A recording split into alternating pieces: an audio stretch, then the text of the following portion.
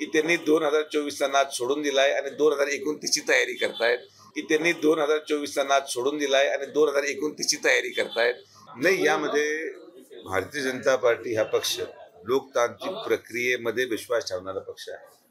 आदरणीय प्रधानमंत्री नरेंद्र मोदींच्या नेतृत्वाखाली खासदार आणि संघटनेचा चिटणीस किंबहुना सरचिटणीस हा एकच आहे, म्हणजे दोघांचं मूल्यमापन हे एक समान आहे, हे करणारा एकमेव पक्ष म्हणजे भारतीय जनता पार्टी। आणि म्हणून जिल्ह्याच्या प्रश्नांवर आणि राजकीय प्रश्नांवर सगळ्यांचा विचार घेऊन मग रणनीती ठरवणारा पक्ष। आणि म्हणून आज भारतीय जनता पार्टीचे सर्व संघटनेचे पदाधिकारी, सरचिटणीस, चिटणीस सगळ्यांचं मत जाणून घेण्यासाठी निरीक्षक या ठिकाणी आलेले आहेत। आणि हा नुसतं राजकीय विषय नाही, पण जिल्ह्याच्या इतर कुठल्या प्रश्न आहेत, शेतकऱ्यांचे काही प्रश्न असतील किंवा समाजामध्ये फिरत असताना संघटनेच्या प्रतिनिधींना फीडबॅक ग्राउंड लेवलून काय येतो, अशा सगळ्या गोष्टींचं एक सारांश करून त्याचं अवलोकन करून ते माननीय पक्षश्रेष्ठीने दिलं जाईल। काय वातावरण येतं, काय दिसतं? आम्ही सगळे कुटुंब आहोत, कुटुंब सगळे आम्ही काय पहिल्यांदा एकत्र आलो असं नाहीये।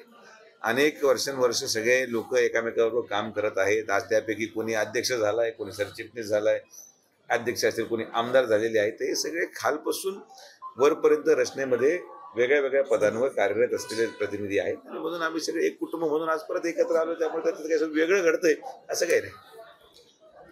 कार्यकर्त्यांना मुलाखतीमध्ये प्रश्न विचारतात की उमेदवारासाठी कोणाचं नाव सुचवा, असा एक प्रश्न प्रमुख विचारला जातो। या सगळं वातावरण पाहता तुम्ही कितीपत आशावादी आहात?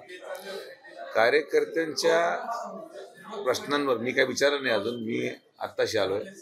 पण मला एक गोष्ट माहिती आहे की आम्ही जेव्हा आपसात कार्यकर्ते तालुक्यात सगळे चर्चा करतात, सगळ्यांचं एकच म्हणणं राहील की प्रधानमंत्री मोदी करण्यासाठी जो पक्ष ठरवेल, जो पक्ष निर्णय घेईल, त्यासाठी संघटनेचा प्रत्येक कार्यकर्ता पळेल, हेच सगळ्यांचं उत्तर राहणार आहे। या व्यतिरिक्त कोणीही संघटनेमध्ये मतविभिन्नता असण्याचं काही कारण नाही।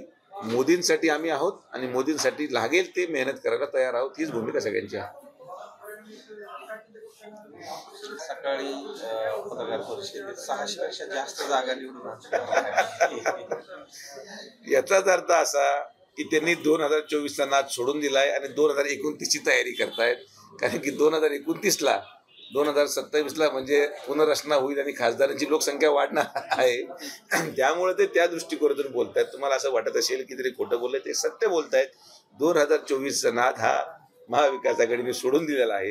ते 2029च्या चर्चेसंदर्भात जी काल रात्री गुप्त त्यांची चर्चा झाली, ती त्यांच्या नजर चुकून त्याच्या तोडून बाहेर आलं की आपण 600पेक्षा जास्त जागा निवडून येऊ, तर ती 2029ची चर्चा करतात, हे तरी सिद्ध झालेलं आहे। राजकारणातील प्रत्येक अचूक बातमीचे सर्वात आधी अपडेट्स मिळवण्यासाठी सरकारनामाच्या सर्व सोशल मीडिया प्लॅटफॉर्मला लाईक, फॉलो आणि सबस्क्राईब करा। तसंच सर्व नोटिफिकेशनसाठी बेल आयकॉन प्रेस करायला विसरू नका।